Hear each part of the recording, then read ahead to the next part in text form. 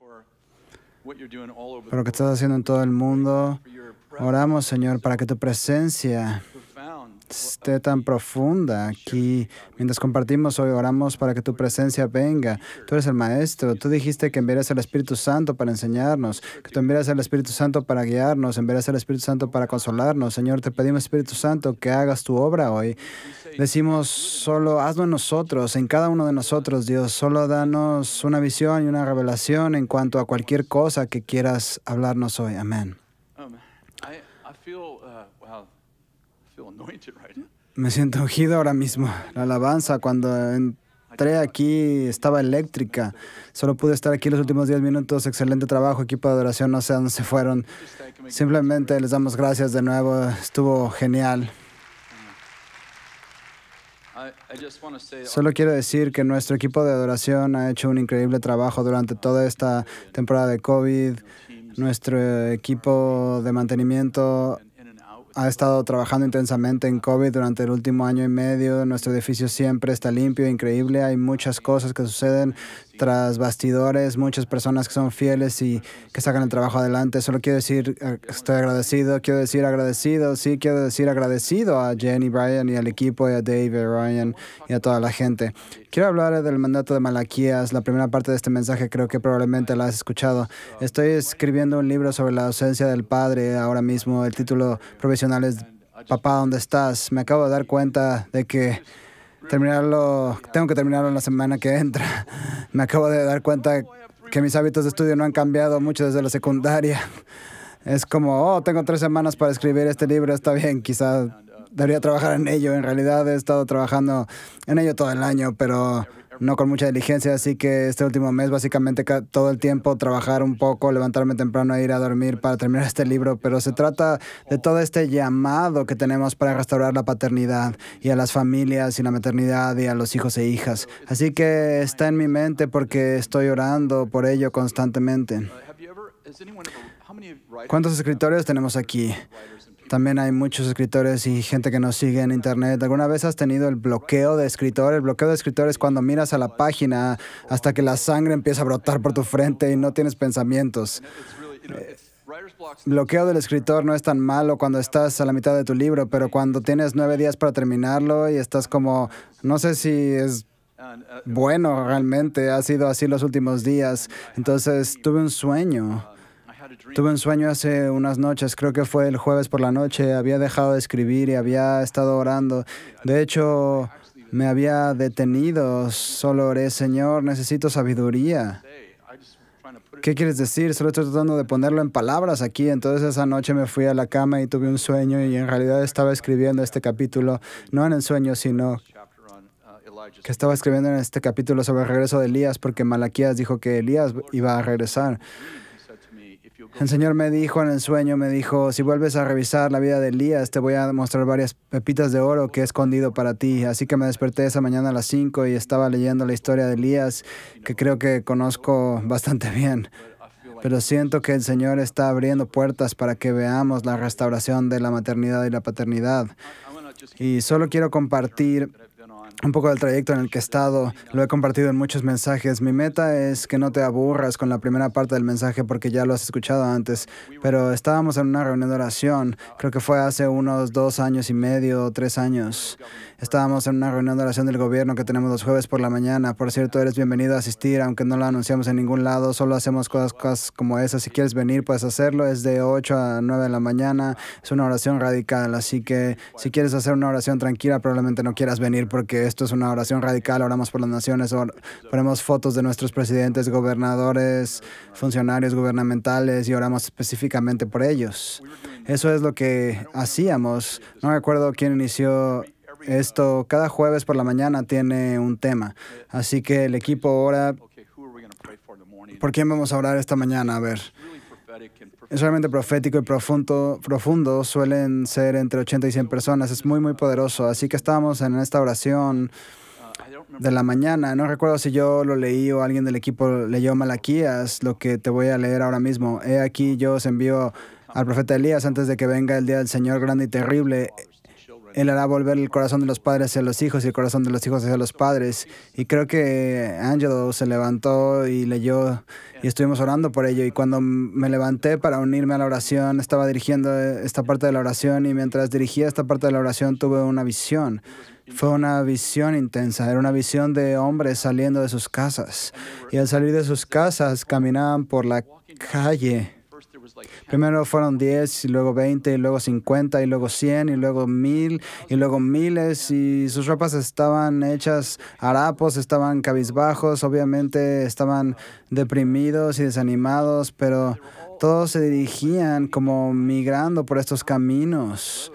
Venían de todas partes, migrando al mismo lugar. Ya sabes lo extrañas que son las visiones. Y estaba observando en la visión, era como si pudiera ver desde un dron, grabando todo desde arriba. Y de repente vi que se dirigían hacia un estadio. Y en la visión fui al estadio y estaba observando desde arriba.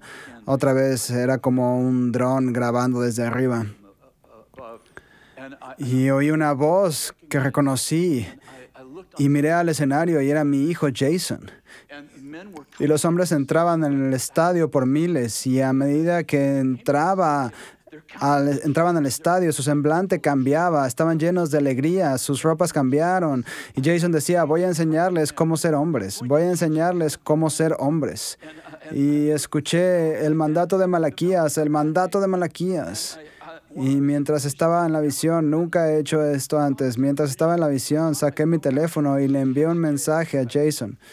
¿Sabes que a veces puedes tener un encuentro poderoso, pero luego, como 2 horas después, no lo sientes? No sé si le ha pasado a alguien más, pero a mí me pasa. Es como, estoy tan ungido y pienso 2 horas después, oh, espero que haya sido el Señor. Fue realmente intenso, fue muy intenso. Yo estaba llorando y saqué mi teléfono y empecé a compartir con Jason. Estoy teniendo esta visión, todavía me siento en ella. Estás en un estadio lleno de gente, todos son hombres, y tú les estás enseñando cómo ser hombres. Lo siento. Jason me responde los mensajes cuando quiere. Es muy frustrante. Espero que me estés escuchando. ¿Alguna vez le has enviado un mensaje de texto a alguien con algo que sientes profundamente y 3 días después te dicen gracias? ¿Qué pasa con eso? Pero inmediatamente en cuanto envié el mensaje me responde, papá, tuve la misma visión hace 4 meses. Papá, tuve la misma visión hace 4 meses. Y pensé, oh Dios mío, algo poderoso está sucediendo.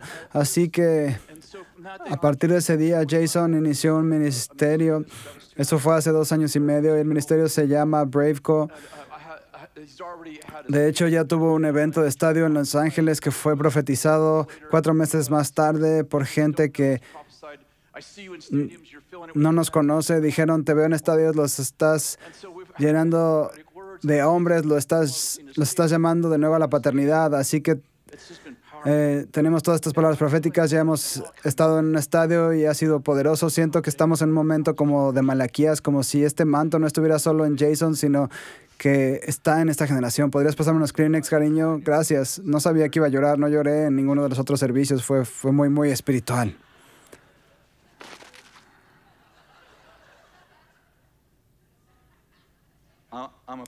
Soy un profesional.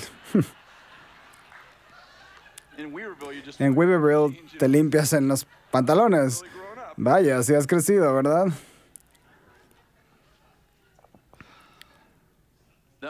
Ese momento me marcó. Me marcó, de hecho, esa fue la inspiración para el libro. Empecé a escribir notas y algunas de ellas eran blogs. Es posible que hayan visto algunos de ellos.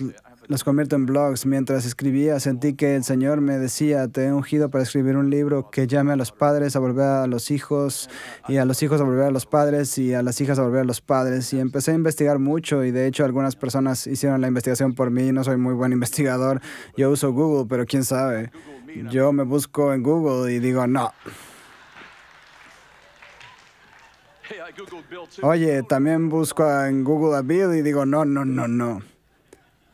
Así que solo voy a darles algunas estadísticas. La primera parte va a sonar un poco sin esperanza. Obviamente no se trata de desesperanza, pero lo que quiero hacer es inculcarte el reto.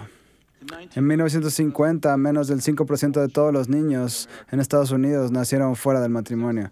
En realidad era como el 4.2%. Hoy, más del 51% de todos los niños en Estados Unidos nacen fuera del matrimonio. No sé si entendiste lo que acabo de decir. Tenemos un aumento del 1.700% en la ausencia del padre. 1.700%. Imagínalo. ¿Crees que estamos en una pandemia? No, ni siquiera has visto una pandemia hasta que estudias la falta del padre. Cuando termines de estudiar las estadísticas de falta de padre, ni siquiera me refiero desde la perspectiva cristiana. Cuando estudias las estadísticas de la falta de padre, uno se pregunta por qué no todo el mundo lo está gritando desde todos los podios políticos o religiosos. Les diré que el problema de nuestro país es la ausencia del padre. Déjenme darles algunas estadísticas. Hay cientos de estadísticas. Solo les doy algunas para que tengan una idea de lo que es la crisis. El 90% de los reclusos estadounidenses son hombres, no mujeres. El 75% de todos los prisioneros crecieron sin padre. Deja que eso se asiente por un momento. ¿Quieres vaciar las cárceles? ¿Realmente quieres vaciar las cárceles? Solo tienes que regresar a los padres a casa. Permítanme darles algunas estadísticas más. El 63% de todos los suicidios de jóvenes provienen de hogares sin padre. Esto viene del Departamento de Salud. El 63% de todos los suicidios de jóvenes provienen de hogares sin padre. Eso es 5 veces el promedio. No hace falta que diga mucho al respecto, pero tienes 5 veces más posibilidades de intentar suicidarte si no tienes un padre en casa.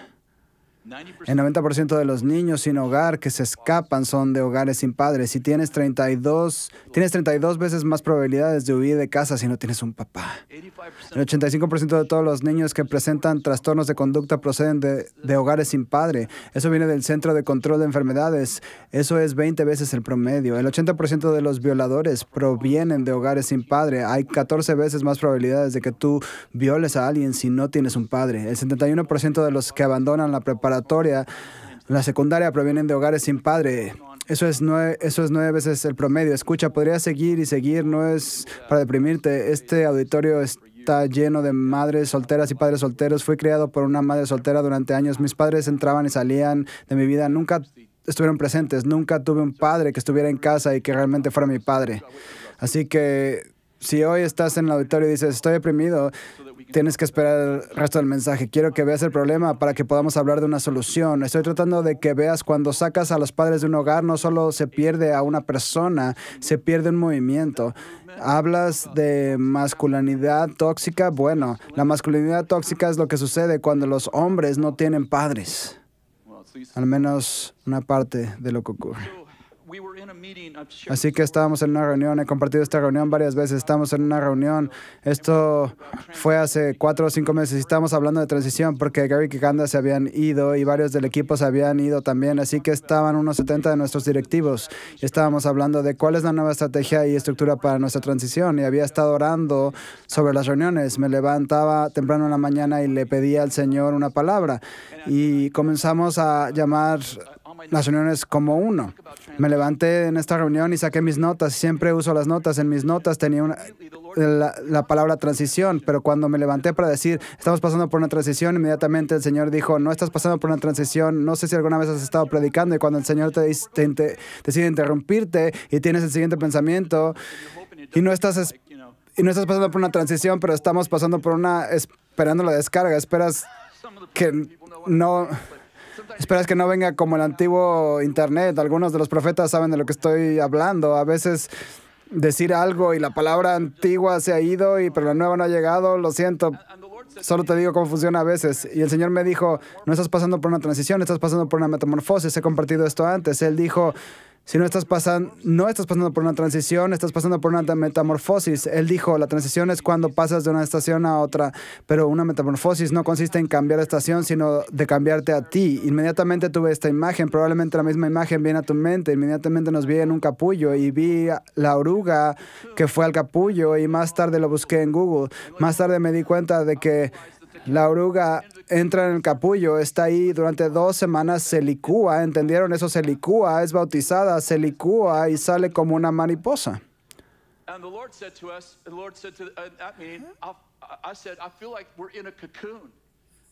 Y le dije, me siento como si estuviéramos en un capullo. Más tarde, por cierto, esa reunión se centró en nosotros, pero al salir de esa reunión, el Señor me dijo, no, Betel, el mundo entero está en un capullo, el mundo entero está sufriendo una metamorfosis. Y el Señor me dijo, quiero que empieces a pensar en el futuro presente en vez de pensar en el pasado presente, porque la información del pasado presente se refiere a la oruga. Pero tú te estás licuando y te estás convirtiendo en una mariposa. Lo que hiciste no va a tener mucho que ver con hacia dónde vas. Y empezamos a hablar de eso. Bueno, de todos modos, obviamente ahora estoy en este momento Malaquías, estoy leyendo Malaquías, estoy estudiando la vida de Elías, porque eso es lo que el Señor me dijo que hiciera. Y me di cuenta de que Elías entra en una cueva. Ahora voy a contarles esa historia en un minuto, pero él va a una cueva y tiene, por así decirlo, tiene una metamorfosis. En 1 de Reyes 18, y solo les daré el resumen de la historia por cuestión del tiempo, en 1 de Reyes 18, de hecho, en los capítulos anteriores, Elías ha detenido la lluvia porque Jezabel y Acab han llamado a Israel a adorar a Baal, y Baal es el sacrificio de niños en los altares de Baal. Entonces el Señor dijo, esto es el Antiguo Testamento, recuerden, en Deuteronomio, Dios le dijo a Moisés,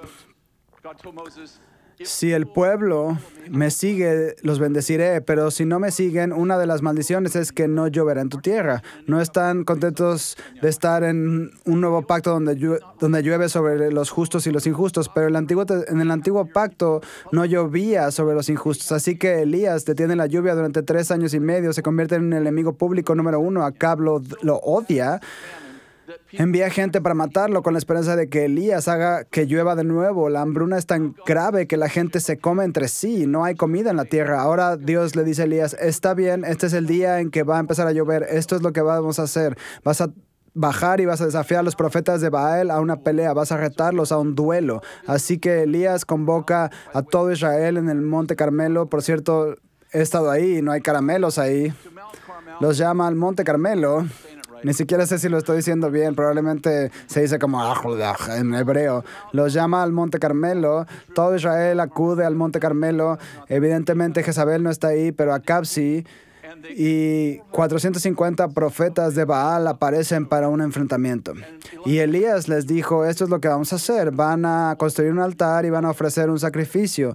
Y yo voy a construir un altar y voy a ofrecer sacrificios. Y el Dios que responda por el fuego, por medio de fuego, ese es el Dios que Israel seguirá. Probablemente conozcan la historia, construyeron un altar, los profetas de Baal, 450 de ellos, empiezan a adorar a su Dios y se vuelven locos. Adoran tanto tiempo como 16 o 18 horas, empiezan a cortarse y la sangre fluye hacia el altar. Y me encanta esta parte.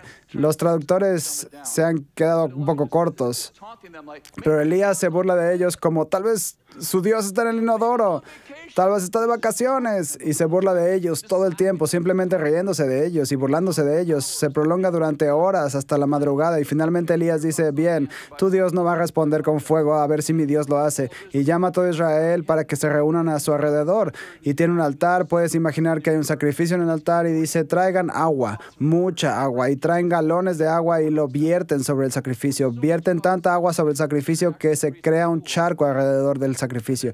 Entonces Elías ora una oración de una línea. Oh Dios, respóndeme y muestra quién es Dios en Israel. Y ¡bam! El fuego desciende, consume el sacrificio, consume el altar, incluidas las rocas, y lame el agua. Y eso está entre comillas, lame el agua. No tengo ni idea de cómo el fuego lame el agua, pero lo hizo. Es una cita directa. Es una gran victoria, empieza a llover. No llueve solo un poco, de verdad llueve. Cae lluvia.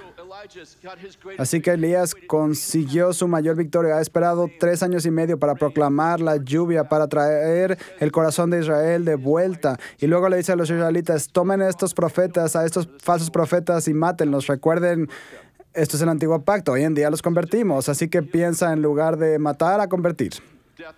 Muerte a bautismo. Algo que no sea matarlos.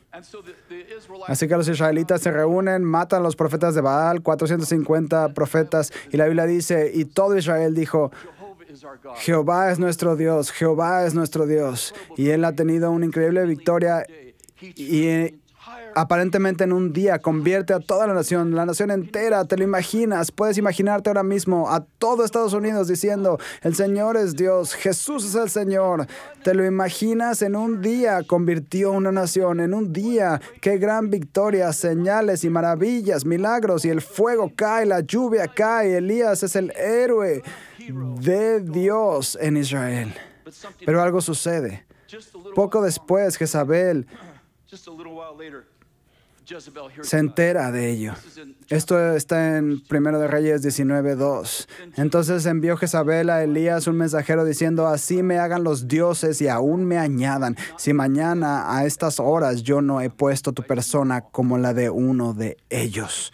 Así que maldice a Elías. Ahora esto es tan profundo para mí. Elías tuvo su mayor victoria. Ella, Jezabel, maldice a Elías. Ella dice, estarás muerto por la mañana. Y él se asusta y corre. No solo huye, sino que se deprime y batalla con pensamientos suicidas. Alguien se relaciona con esto, se reprime y tiene pensamientos suicidas. Le dice a Dios, mátame, estoy acabado. Esto es 24 horas después de su mayor victoria. Estoy acabado, soy el único que queda, estoy deprimido, y Dios envía ángeles para alimentarlo. Entonces Elías termina en una cueva. Y esto es lo que pasa. ¿No es curioso que el hombre que obtiene su mayor victoria a la mañana siguiente tiene pensamientos suicidas? Siento que debo detenerme. El espíritu de Jezabel te hará ver los acontecimientos de forma irracional y tener un miedo que nunca habías sentido. Hay un espíritu de Jezabel que se ha desatado en la tierra. No lo vi hasta el último servicio. Hay un espíritu de Jezabel que ha sido liberado en la tierra. Ahora déjame ser muy claro. Jezabel no es una mujer de voluntad fuerte. He visto el espíritu de Jezabel en más hombres que en mujeres. Permítanme ser muy claro porque normalmente penalizamos a las mujeres fuertes con eso del espíritu de Jezabel, y no estoy hablando de eso en absoluto. Estoy hablando de que un espíritu de Jezabel que ha sido liberado en la tierra, el objetivo es asustarte de tu llamado y redefinir lo que está pasando en tu vida. Y voy a mostrarte lo que pasó. Mira 1 de Reyes 19. Así que ahora Elías está en una cueva, acaba de ser alimentado por los ángeles, está agotado, está deprimido y con pensamientos suicidas. Versículo 9. Y allí se metió en una cueva donde pasó la noche, y vino la palabra del Señor, el cual le dijo, ¿qué haces aquí, Elías? Y él respondió, he sentido un vivo celo por el Señor, del Dios de los ejércitos, porque los hijos de Israel han dejado tu pacto, han derribado tus altares y han matado a espada a tus profetas, y solo yo he quedado y me buscan para quitarme la vida. Quiero leer esta frase. Escucha esta frase. ¿Oíste la historia que acabo de contar? Escucha esta línea. He sentido un vivo celo por el Señor, Dios de los ejércitos, porque los hijos de Israel han dejado tu pacto, han derribado tus altares y han matado a espada a tus profetas. Está a solo 24 horas de haber matado a sus profetas, derribó sus altares, y todo Israel proclamó que Yahvé era Dios. Eso acaba de suceder, no como hace 3 años. Dios me pregunta si mi ministerio sigue siendo viable, sino ayer. Pero el espíritu, ¿me estás escuchando? El espíritu de Jezabel está en él. Está redefiniendo la narrativa completa. Lo está haciendo sentir como un fracasado cuando ha tenido el mayor éxito de toda su vida. La narrativa de Jezabel redefinirá tu vida y te hará sentir que tu vida no vale la pena, que nada importa y que estás perdiendo. Versículo 11. Sí, versículo 11. Entonces el Señor dijo, sal y ponte en el monte delante del Señor. Y he aquí que el Señor pasaba, y un grande y poderoso viento que rompía los montes y quebraba las peñas delante del Señor. Pero el Señor no estaba en el viento. Y tras el viento un terremoto, pero el Señor no estaba en el terremoto. Y tras el terremoto un fuego, pero el Señor no estaba en el fuego. Y tras el fuego un silbido apacible y delicado. Y cuando lo oyó Elías, cubrió su cara con su manto y salió y se puso a la puerta de la cueva. Y he aquí vino a él una voz diciendo, ¿qué haces aquí, Elías? Y él respondió, he sentido un vivo celo por el Señor, Dios de los ejércitos, y continúa citando como si citara lo mismo. Está como en un bucle. Todo es cuestión de Dios, estoy solo y te estoy siguiendo, y han derribado tus altares y han matado a espada a tus profetas, y solo yo he quedado y me buscan para quitarme la vida. Y el Señor continúa diciéndole, en primer lugar, que quede claro, no eres el único que queda. Tengo 7,000 hombres que no se han inclinado a Baal. Así que eso no es cierto. Y luego le dice esto, versículo 15. Y le dijo el Señor, ve, vuélvete por tu camino por el desierto de Damasco y llegarás y ungirás a Hazael o Asael por rey de Siria, y a Jehú ungirás por rey sobre Israel, y a Eliseo ungirás para que sea profeta en tu lugar. Está bien.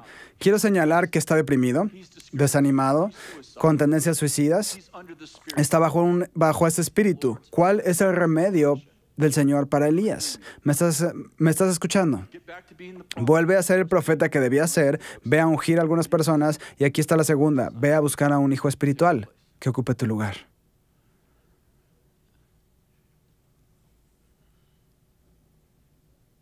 Eso es lo que quiero que hagas, Elías. Vuelve a tu ministerio y encuentra un hijo a quien puedas pasar tu manto. Elías baja, este es el versículo 19. Partiendo de él de ahí, halló a Eliseo, hijo de Safat, que araba con 12 yuntas delante de sí, y él tenía la última. Y pasando Elías por delante de él, echó sobre él su manto. Entonces, dejando él los bueyes, vino corriendo en pos de Elías y dijo, te ruego que me dejes besar a mi padre y a mi madre, y luego te seguiré. Y él le dijo, ve, vuelve, ¿qué te he hecho yo? Y se volvió y tomó un par de bueyes y los mató, y con el arado de los bueyes coció la carne y la dio al pueblo para que comiesen. Después se levantó y fue tras Elías. Esto es poderoso porque Dios dijo, esto es lo que quiero que hagas. Quiero que vayas a ungir a Eliseo para que sea profeta en tu lugar. Me gustaría señalar que Elías entra en la cueva, un profeta, y sale como un padre.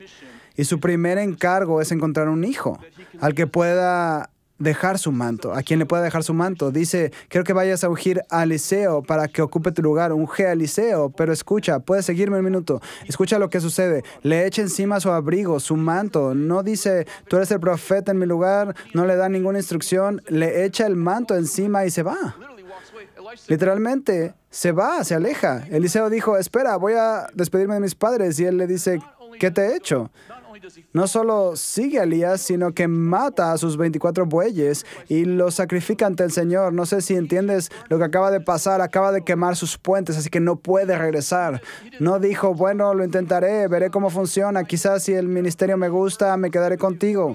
No hay ningún lugar en el que quiera estar, excepto donde Dios me llame. Ni siquiera me tienes que decir que debo seguirte. Te seguiré, y no solo eso, sino que quemaré mis puentes. Eso le dijo Eliseo. Puedes ver por qué Dios eligió a Eliseo, porque Eliseo tiene un corazón que puede ver cosas que no se ven todavía. Sabe cosas que no se conocen. No hay que decirle lo que tiene que hacer porque ya lo lleva dentro. El espíritu de Elías ya está en Eliseo y está dispuesto a darlo todo por Dios. Sigue a Elías durante 8 años. Durante 8 años lo llama el hombre que lava las manos de Elías. Es emocionante. Segundo de Reyes 2, caminan juntos durante 8 años. Y quiero mostrarte lo que sucede en el capítulo 2, verso 1. Aconteció que cuando quiso el Señor alzar a Elías en un torbellino al cielo, Elías venía con Eliseo de Gilgal, y dijo Elías a Eliseo, quédate ahora aquí porque el Señor me ha enviado a Betel. Oh, Dios mío. El Señor me ha enviado a Betel porque Chris está predicando allí hoy y va a hablar acerca de mí. Y Eliseo dijo, vive el Señor y vive tu alma, que no te dejaré. Descendieron pues a Betel, y los hijos de los profetas, escucha esto, los hijos de los profetas que estaban en Betel le dijeron, ¿sabes que el Señor te quitará hoy a tu Señor sobre ti? Quiero detenerme quiero detenerme aquí un momento. ¿Te has dado cuenta de que tiene hijos de los profetas? ¿Te diste cuenta de que cuando está en una cueva dijo, soy el único que queda? ¿Te has dado cuenta de que 8 años después no solo tiene profetas, pasan de llamarse la compañía de los profetas a llamarse los hijos de los profetas porque no están dirigidos por un profeta, los dirige un padre? Elías le dijo, te ruego que te quedes aquí porque el Señor me ha enviado a Jericó y él le dijo, vive el Señor y vive tu alma, que no te dejaré. Por cuestiones de tiempo van de ciudad en ciudad en lo que yo llamaría una gira de despedida. A lo largo del día van de ciudad en ciudad y en cada ciudad a la que van, Elías le dice a Eliseo, quédate aquí y me voy a la siguiente ciudad. Eliseo dice, no, donde tú vayas yo iré yo, donde tú te quedes me quedaré yo, tu gente será mi gente.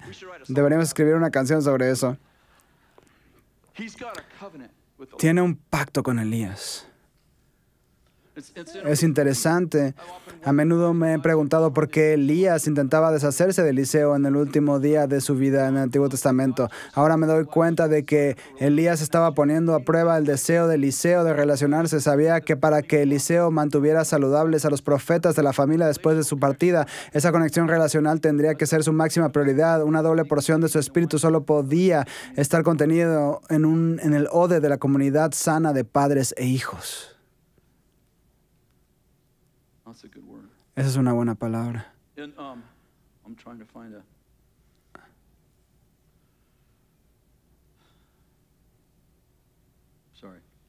Lo siento. Versículo 9. Cuando habían pasado, Elías dijo a Eliseo, pide lo que quieras que haga por ti, antes de que yo sea quitado de ti. Y dijo Eliseo, te ruego que una doble porción de tu espíritu sea sobre mí. Él le dijo, cosa difícil has pedido, si me vieres cuando fuere quitado de ti, te será hecho así, mas si no, no. Y aconteció que yendo ellos y hablando, he aquí un carro de fuego con caballos de fuego apartó a los dos. Y Elías subió al cielo en un torbellino. Viéndole Eliseo, clamaba, Padre mío, carro de Israel y su gente de a caballo. Y nunca más le vio. Tomando sus vestidos, los rompió en 2 partes, alzó luego el manto de Elías, que se le había caído, y volvió y se paró a la orilla del Jordán. Y tomando el manto de Elías, que se le había caído, golpeó las aguas, y dijo, ¿dónde está el Señor, el Dios de Elías? Y he aquí que hubo golpeado del mismo modo las aguas, se apartaron uno y al otro lado, y pasó Eliseo. Déjame terminar esta parte de la historia. Antes de que Elías subiera, llega al río Jordán, se quita el manto y golpea las aguas y atraviesan en seco. Cuando el manto cae, lo que no leí es que todos los hijos de los profetas estaban reunidos en el río viendo a Elías subir. Cuando el manto cayó en Eliseo. Eliseo llega al río y todos los profetas están mirando. Los hijos de los profetas golpean el agua se separa, pasa a través de ella y dicen, el espíritu que estaba sobre Elías ahora está sobre Eliseo. Y se convierte en su próximo padre. ¿Siguen conmigo? La siguiente vez que vemos a Elías es en el monte de la transfiguración. Subió en una carroza. Subió detrás de una carroza. En realidad, lo que es realmente interesante es que solo hay 2 personas en toda la Biblia que nunca murieron. Uno de ellos fue Enoc y el otro fue Elías. El mandato que está en Malaquías dice, enviaré a Elías. Se inició en Malaquías, es decir, en Mateo. Elías no muere, acaba en el otro lado de la cruz. Está en el monte de la transfiguración. ¿Tiene sentido? Está en el monte de la transfiguración, hablando con Moisés y Jesús, con Pedro, Jacobo y Juan. Y si Ringo estuviera ahí, habrían tenido una banda. Bueno, como la de los Beatles. Los discípulos, después de este asombroso acontecimiento, Jesús resplandeciente de blanco, una voz del cielo, este es mi Hijo amado, escúchenlo. Quiero decir, tienen esta experiencia increíble en la montaña. Bajan de la montaña. Recuerda que han escuchado a Moisés, Elías, Jesús y una voz del cielo. Pero cuando bajan de la montaña no preguntan por Moisés ni por la voz. Le preguntaron a Jesús, Señor, ¿Por qué dicen los sacerdotes que tiene que venir Elías y restaurar todas las cosas? Y el Señor les dijo, Elías vendrá y restaurará todas las cosas, pero ya vino Elías y le hicieron lo que quisieron y lo mataron. Y dice, y los discípulos supieron que hablaba de Juan el Bautista. Pero luego continúa diciendo, pero si puedes aceptarlo, Juan es Elías. Pero cuando los fariseos le preguntaron a Juan si era Elías, dijo que no. Cuando Zacarías, el padre de Juan el Bautista, antes de que naciera Juan, estaba en el templo ministrando. ¿Recordarás esto? El ángel Gabriel entró al templo y dijo, tu mujer va a dar a luz un profeta, se va a llamar Juan. Va a ministrar en el espíritu y el poder de Elías y va a hacer volver los corazones de los hijos e hijas. Sí, escuchen esto. Él va a ministrar en el espíritu y en el poder de Elías, en señales y maravillas, y va a devolver, a hacer volver los hijos a sus padres. Esa fue la profecía sobre Juan antes de que naciera. ¿Siguen conmigo? Cuando le preguntaron a Juan, ¿eres tú Elías? Dijo no. Cuando le preguntaron a Jesús, él dijo sí. Lo que quiero decir es que Juan no era la persona de Elías, pero Juan era la personificación de Elías. Pero cuando Juan murió, Jesús dijo, Juan vino, pero sigue viniendo. Me gustaría leerte este versículo que acabo de encontrar. Este es Pedro después de la resurrección. ¿Siguen conmigo? ¿Estoy haciendo sentido con lo que digo? No sé si ya los perdí. Después de la resurrección acaban de ver a un hombre de la puerta de la hermosa caminar, saltar y alabar a Dios. ¿Recuerdan esa historia? Se reúnen 3,000 personas y Pedro les predica. Esta es la última línea de la primera predicación registrada de Pedro. Ustedes son los hijos de los profetas y del pacto que Dios hizo con sus padres al decir a Abraham, y en tus simientes serán benditas todas las familias de la tierra. Para ustedes, en primer lugar, Dios, habiendo resucitado a su siervo, lo ha enviado para que los bendiga a fin de apartar a cada uno de ustedes de sus iniquidades. ¿A dónde estoy yendo con esto? El espíritu de Elías, empecemos así, el espíritu de Jezabel está suelto en nuestra tierra, pero el espíritu y el poder de Elías está en esta generación. Pedro dijo, ustedes son los hijos de los profetas. ¿Quién era el padre de los hijos de los profetas? Elías. Lo que quiero decir es que no hay solo un movimiento de hombres, hay una unción en este cuerpo, en este movimiento, probablemente en la tierra que el Señor. ¿Cuántos de ustedes saben que Elías no murió? Pasó de un lado de la cruz al otro lado de la cruz. No, lo que se inició en Malaquías se hizo efectivo en Mateo. Hay algo en esta generación, ¿estás escuchando lo que digo? Hay algo en esta generación. Andy Mason me envió una palabra profética. Recibo palabras proféticas todo el tiempo. Estoy tan agradecido por ellas. De Isaías 58, esto fue hace apenas 5 días. Y aquí está la palabra, Isaías 58:12. Y los tuyos edificarán las ruinas antiguas. Los cimientos de generación en generación levantarás y serás llamado reparador de portillos, restaurador de calzadas para habitar. Es un hermoso pasaje. Cuando lo compartió conmigo, me envió un mensaje de texto y dije, vaya, eso es poderoso. Y sentí fuertemente que se relaciona con el mandato de Malaquías, que estamos llamados a la restauración de ciudades. Estamos llamados a ser los restauradores de la brecha. Somos llamados a restaurar ciudades arruinadas. Estamos llamados a restaurar familias y padres y madres y hermanos y hermanas. ¿Entienden la idea, verdad? Así que estaba leyendo Isaías 58 y estaba leyendo el pasaje y pensé, bueno, voy a ver el contexto. ¿Cuál es el contexto? Ahora escúchame. Esto no es una declaración sobre ti, pero es importante que escuches cuál fue el mandato de Isaías, ¿verdad?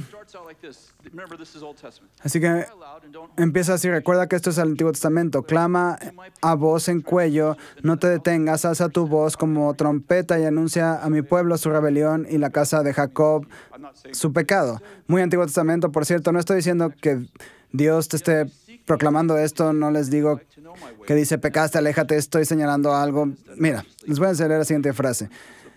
Que me buscan cada día y quieren saber mis caminos, como gente que hubiese hecho justicia y que no hubiese dejado la ley de su Dios. Me piden justos juicios y quieren acercarse a Dios. ¿Por qué dicen, ayunamos y no hiciste caso? Humillamos nuestras almas y no te diste por entendido. He aquí que en el día vuestro ayuno buscan su propio gusto y oprimen a sus trabajadores. He aquí que para contiendas y debates ayunan y para herir con el puño inicuamente. No ayunan como hoy para que su voz sea oída en lo alto. Es tal el ayuno que yo escogí, que de día aflija al hombre su alma, que incline su cabeza como junco y haga cama de silicio y de ceniza. Llamarán a esto ayuno y día agradable del Señor. No sé si ves lo que acabo de leer. Dios dice, tú amas la cercanía, amas mi cercanía, realmente has caminado en la rectitud, realmente quieres conocer mis caminos y en realidad ayunas todo el tiempo, te humillas, ayunas, te subes sobre tu cama, te echas ceniza sobre la cabeza y te humillas y Dios dice, ¿crees que eso es lo que te pido que hagas? ¿Crees que te pido que te humilles? Y luego continúa diciendo, me encanta que ames mi cercanía. Pero veamos el resto del versículo 7. ¿No es esto que partas tu pan con el hambriento y a los pobres errantes albergues en casa, que cuando veas al desnudo... Ok. Tengo que volver. ¿No es más bien el ayuno que yo escogí, desatar las ligaduras de impiedad, soltar las cargas de opresión y dejar ir libres a los quebrantados, que rompan todo yugo? ¿No es que partas tu pan con el hambriento y a los pobres errantes albergues en casa, que cuando veas al desnudo lo cubras y no te escondas de tu hermano? Entonces nacerá tu luz como el alba y tu salvación se dejará ver pronto. E irá tu justicia delante de ti, y la gloria del Señor será tu retaguardia. Entonces invocarás, y te oirá el Señor. Clamarás, y dirá Él, heme aquí. Si quitares de en medio de ti el yugo, el dedo amenazador, y el hablar a vanidad, y si dieres tu pan al hambriento, y saciaras el alma afligida, y en las tinieblas nacerá tu luz, y tu oscuridad será como el mediodía. El Señor te pastoreará siempre, y en la sequía saciará tu alma, y dará vigor a tus huesos, y serás como huerto de riego, y como manantial de aguas, cuyas aguas nunca faltan. Y los tuyos edificarán las ruinas antiguas, los cimientos de generación y generación levantarás, y serás llamado reparador de portillos, restaurador de calzadas para habitar. Quiero terminar con esto porque esto es muy intrigante para mí. Lo encontré por accidente porque alguien me dio una palabra que salió de este capítulo. Siento que el Señor dice, nuestra relación con Dios debe beneficiar a los quebrantados, a los desamparados, a los huérfanos y a los pobres. Amar la presencia de Dios de una manera que no se traduce en transformar a las ciudades quebrantadas no agrada a Dios. Estoy diciendo que Dios quiere que estemos cerca. Esta es una iglesia, que este es un movimiento que se basa en la presencia de Dios. Este es nuestro mandato, ¿verdad? El avivamiento es el derramamiento personal, regional y global de su espíritu. No dije bien el eslogan, pero lo haré.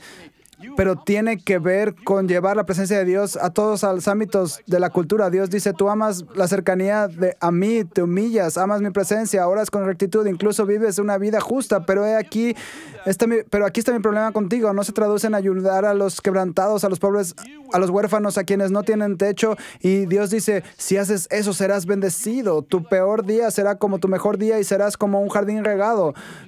Como dices que tienes un mal día, tu mejor día será como tu peor día, en el sentido de que ya no tendrás días malos y los tuyos edificarán las ruinas antiguas, los cimientos de generación y generación levantadas, y serás llamado reparador de portillos, restaurador de calzadas para habitar. Lo que quiero decir es que creo que hay un mandato de Malaquías sobre nosotros. Creo que no está en Jason, no está en Dan, no está en Bill, lo está en todos nosotros. Escucha, somos los hijos de los profetas y creo que Dios estará restaurando. Escucha, conozco el espíritu de Jezabel diciendo, oh, sabes, esto es lo que está sucediendo, todas estas cosas terribles están sucediendo. Pero lo que quiero decir es que tenemos que dejar de escuchar el espíritu de Jezabel y empezar a escuchar el espíritu de Dios. El espíritu de Dios dice, no seré vencido. Dijiste que yo soy el Dios del valle, no de las montañas, así que te venceré en el valle, te venceré en las montañas y te venceré en los días malos, te venceré en los mejores días y estoy contigo siempre. Lo que quiero decir es que hemos asumido la narrativa de Jezabel. Estamos perdiendo. No digo que no debamos comprometernos. No estoy diciendo que no debamos observar la estrategia del enemigo como hizo Nehemías. Estoy señalando que la narrativa sobre lo que está sucediendo no se va a encontrar en los medios de comunicación. La narración de lo que está sucediendo no es la Casa Blanca ni el Congreso. La unción de Dios está sobre ustedes. Siguen conmigo. Está sobre ustedes. Está sobre mí. Creo que vamos a convertir los corazones de una nación. Creo que es como Israel en la época de Elías. Todos están adorando a Baal. Y Dios dice, ven aquí, Elías. Vamos a tener un enfrentamiento. Y creo que nos dirigimos a un enfrentamiento. No es el enfrentamiento que oigo profetizar a la gente. No es una guerra civil. No es matar a la gente. No es un mover político. Es un mover de Dios. Creo que diferentes dirigentes gubernamentales tendrán un cambio de actitud. Creo que será un cambio. Creo que la música va a marcar el camino de una profecía. Hace 3 años, el otro día, estaba escuchando mi propia profecía en mi mente, la que les di a Brian y a Jane. Creo que la música de una generación está cambiando. Veo a la gente cantando las canciones de Elías, cantando las canciones de Cristo. ¿Entiendes eso? Estoy hablando de Cristo. Y creo que Isaías 58, Dios dice, me encanta que ames mi presencia, pero tiene que traducirse en cambiar tu ciudad, tiene que traducirse en asegurarse que los niños sin padre, crecí sin padre, sé lo que es no tener un padre, sé lo que es tener hambre de mi padre, por un padre todos los días. Mi padre se ahogó cuando yo tenía 3 años, no le eché de menos hasta que mi hija tuvo 4 años. Cuando tenía 4 años, desde ese día, no creo que haya habido un día en el que no haya pensado, ojalá mi padre estuviera aquí. Cuando tuve un ataque de nervios, me tumbó en el sofá y pensaba, si tuviera un padre le llamaría ahora mismo y me diría qué hacer. Cuando escribo un nuevo libro o sucede algo grande, pienso, ojalá mi padre estuviera aquí para ver esto. Puse su foto estratégicamente en la pared de mi oficina porque mi oficina está llena de memorias, de cosas que el Señor me ha permitido hacer, libros que he escrito, lugares a los que he ido y los puse para recordarme. Tu padre te está observando, está orgulloso de ti. Sé lo que es no tener un padre. Tenemos toda una generación que ha crecido sin padre. Quiero decir que hay un mandato sobre nosotros. Somos los hijos de los profetas. Es hora de que volvamos esta generación a Dios. ¿Puedo obtener un amén? Podríamos ponernos en pie.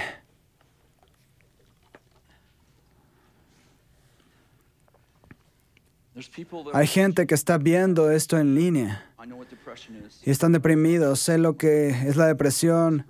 Estuve tirado en un sofá durante 6 meses sin poder levantarme. Estuve deprimido durante 1 año.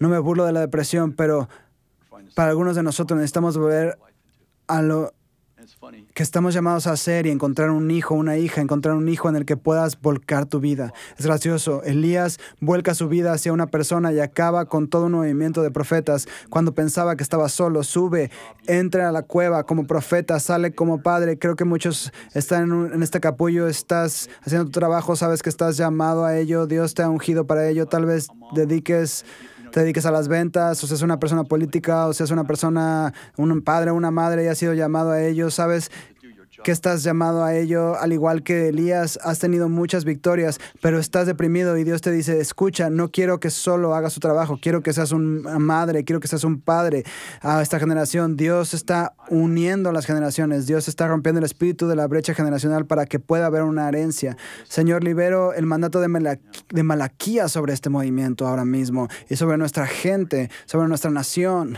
Dios, ruego como la visión en la que vi a los hombres reunirse por todo el mundo, aprendiendo a ser hombres. Señor, ruego que los saques de las cuevas, que los pongas en hogares y casas, Señor. Señor, que haya algo en nosotros, que adoptemos niños, que adoptemos niñas, que adoptemos padres, que adoptemos hijos, que hijas, que el espíritu de adopción esté en este movimiento y en esta casa, en esta generación. Y Señor, que digamos,